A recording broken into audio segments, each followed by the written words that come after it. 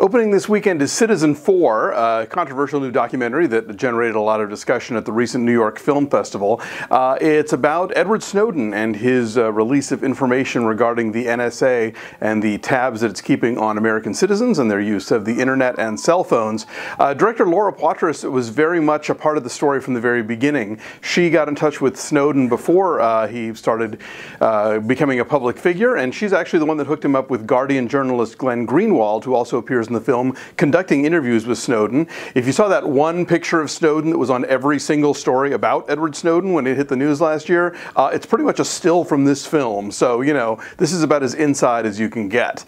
It's a very slow-paced documentary. It doesn't have the sort of, you know, animated graphs or other sort of razzle-dazzle you might expect in a lot of recent documentaries about issue politics. She pretty much just sort of lets Snowden tell his own story, and it's as much about how this story got out into the world and how it was reported and the sort of skullduggery involved in keeping things secret for as long as they did, as much as it's about the damning revelations that Snowden himself wound up making.